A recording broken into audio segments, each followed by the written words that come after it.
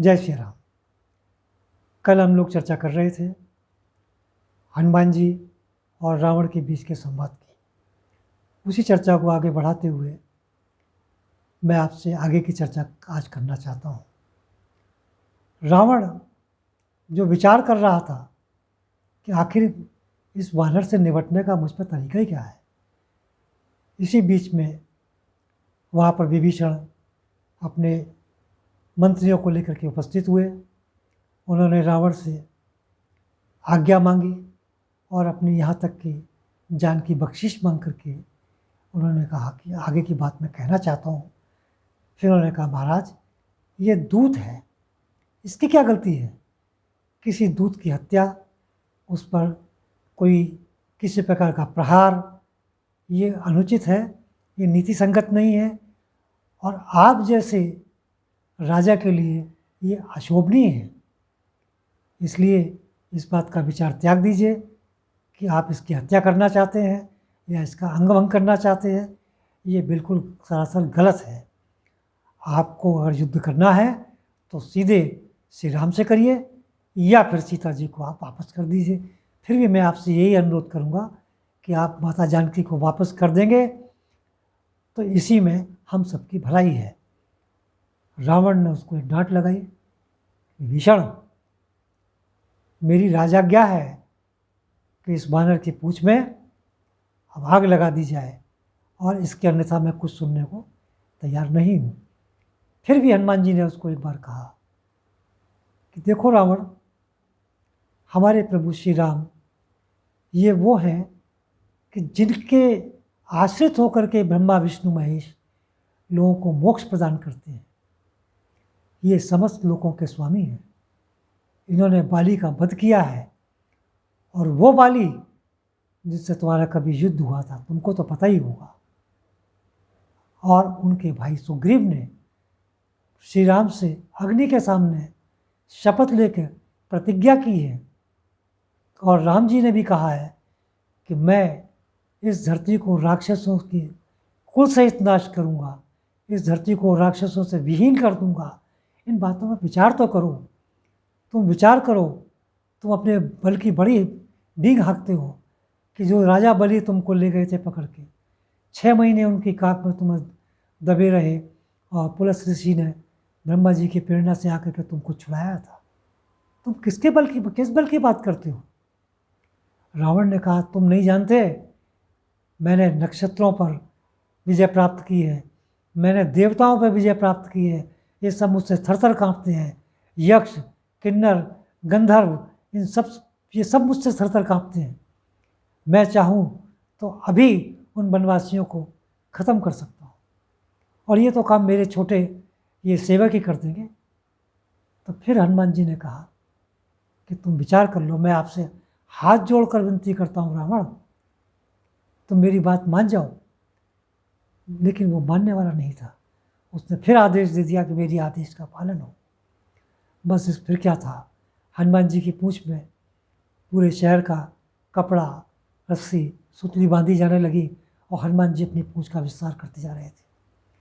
यहाँ तक हुआ कि उस नगर का कपड़ा, तेल भी खत्म हो गया और लेकिन हनुमान जी की पूंछ का विस्तार बंद नहीं हुआ। इसके बाद जब उसमें उन्होंने आग लगाई तो हनुमान जी ने तुरंत अपना रूप सूक्ष्म कर लिया, लेकिन पूंछ आकाश को छू रही थी, वो गगनचुंबी हो गई। देवता बड़े प्रसन्न थे। इसी बीच में देवताओं ने ये देखा कि ये अग्निदेव भी इनके सहायक हो गए। उन्होंने सरस्वती जी की स्तुति की, वंदना की, प्रार्थना की और उनसे कहा कि महारानी, आपके अजीब, आपने आज कृपा की है हम सब पर। शायद हमको हमारा कार्य या सफल होता दिख रहा है, लेकिन ये ध्यान रखें कि ये रावण का वध तो प्रभु श्री राम जी को ही करना है। इसी बीच में वायुदेव ने आकर के 49 प्रकार की हवाएं चलाई और हनुमान जी ने एक बड़ा जोर से हट्ठहास किया। इसके बाद वो कूद करके एक पहाड़ी पे चढ़ गए, वहाँ से परकोटे पे आ गए। वो सोने का परकोटा था, बढ़िया से उसमें जड़ी हुई थी, हीरे जड़े हुए थे। बस हनुमान जी ने सब तोड़ ताड़ दी। उस पहाड़ से पत्थरों को चूरा करके जो उसके चारों तरफ खाई थी उसको पाट दिया, वृक्ष उखाड़ दिए और उसके बाद निश्चिंत वो उनकी वाटिकाओं में टहलने लगे। इतना ही नहीं, वो गलियों में टहलने लगे और वहाँ पर हाहाकार मच रहा था कि पता नहीं किसका घर जला दे। उसके बाद हनुमान जी ने एक जंप कूद लगाई और पहले महल पर चढ़ गए। बस एक के बाद दूसरा, दूसरे के बाद तीसरा करते करते जो रावण के मंत्रियों के, उसके शुभचिंतकों के जितने महल थे उसमें कुछ बचा नहीं, सबको उन्होंने अग्नि के हवाले कर दिया। कुछ नहीं बचा, कोई संपत्ति नहीं बची, किसी पर कुछ नहीं बचा घर में, न खाने को न पीने को। सब चारों तरफ हाहाकार मच रही थी। फिर एक जोर से अट्टहास किया जिससे वहाँ की नारियों की जो गर्भवती थी उनके गर्भ भी गिर गए। इसके बाद वो वहाँ से उन्होंने एक बड़ी लंबी छलांग लगा करके समुद्र में जा कर के पूँछ को बुझाया और बुझाने के बाद वो सीते माता जानकी के सम्मुख आकर खड़े हो गए। बस इधर माता जानकी उनके लिए जिनको खबर मिल चुकी थी वो भी प्रार्थना कर रही थी अग्निदेव से, कभी वरुणदेव से कि कहीं ऐसा ना हो, कहीं वैसा ना हो। वो बजरंगबली की शुभ चिंतक होने के नाते वो चाहती थी कि यहाँ कहीं इनका नुकसान ना हो जाए और किसी भी तरह से यही मेरे संवाद को यहाँ से सूचना राम जी तक पहुँचाएंगे तो ये विधिवत पहुँच जानी चाहिए। बस उसके बाद हनुमान जी ने कहा कि माता, मेरे पास इसके अलावा कोई रास्ता भी नहीं था। अब मैं प्रभु श्री राम जी के पास जाऊंगा तो मैं चाहता हूं कि जैसे उन्होंने अपनी मुद्रिका आपको दी थी, यदि आप भी उचित समझें तो कोई अपनी निशानी मुझे दे दें और कुछ उन तक कुछ संदेश आप देना चाहती हो तो वो आप मुझे दे दीजिए ताकि मैं उन तक आपका संदेश पहुंचा सकूं। बस माता जानकी ने अपना चूड़ामणि उतारी और उनको हनुमान जी को दे दी। हनुमान जी ने वो चूड़ामणि अपने मस्तक से लगाई और उसके बाद उन्होंने संदेश दिया कि प्रभु से कहना कि दीन दयाल विरध संभारी और हरऊ नाथ मम संकट भारी। हनुमान, तुम मेरे संकट का उनसे बात बताना कि मैं कितने संकट में हूँ। उनको तुम तो समझदार हो, इस तरह से इसकी चर्चा करना, ऐसा उनको प्रेरित करना ताकि वो मुझे लेने आने के लिए एक पल का भी इंतज़ार ना करें।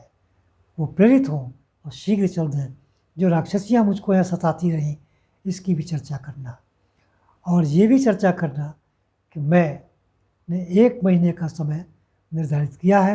यदि उनके आने में इससे अधिक विलम्ब होता है तो फिर मैं उनको यहाँ जीवित नहीं बचूंगी। इसके साथ साथ उनसे वो भी चर्चा करना जो फटिक शिला पर मैंने आपसे चर्चा की थी कि प्रभु श्री राम जी ने मेरे कपोल पर मौसिल का तिलक लगाया था, और जयंत की चर्चा करना। अब बाकी तुम समझदार हो, अपनी तरह से हर तरह से उनको ये समझाने का प्रयत्न करना कि मेरे प्रभु, अब मेरे पास समय कम है, इसलिए आप शीघ्रता कीजिए, नहीं तो ये भी हो सकता है कि राक्षस रावण अपनी प्रतिज्ञा तोड़ दे और मुझे पहले ही मार दे। लेकिन मैं हनुमान आप पर ही आश्रित हूँ, मैं इतना कहना था। इसके बाद हनुमान जी ने उनकी चरण वंदना की, उन्हें उनके हाथ जोड़कर निवेदन किया, अच्छा माता मुझे आज्ञा दो। तो सीता जी ने उनको आशीर्वाद दिया कि तुम चिरंजीवी हो, तुम्हें प्रभु श्री राम जी का प्रेम प्राप्त हो, प्रभु तुमको अपने सबसे नज़दीकी, जिसे कहना चाहिए सबसे ज़्यादा प्रेम तुम्हारे पर प्रभु अपने उनका प्राप्त हो और तुम अमर हो जाओ, चिरंजीवी हो जाओ। इस तरह से उन्होंने बहुत सारे आशीर्वाद दिए। वो उसके बाद वहाँ से चल दिए और सीधे आकर के समुद्र पार जब वो आए तो जो वहाँ पर वानर उनका इंतज़ार कर रहे थे, भूख प्यास से तड़प रहे थे, बस उनकी किलकारी सुन करके वो उनको ऐसा लगा कि जैसे नई जीवन ज्योति प्राप्त हो गई। बस मैं आज की चर्चा यहीं समाप्त करता हूँ। इसके आगे की चर्चा मैं आपसे कल करूँगा। इन्हीं शब्दों के साथ आपका बहुत बहुत धन्यवाद। लेकिन मैं आपसे ये भी अनुरोध करूँगा कि आप इसको अधिक से अधिक शेयर करें ताकि इसका लोग अधिक से अधिक लाभ उठा सकें। धन्यवाद।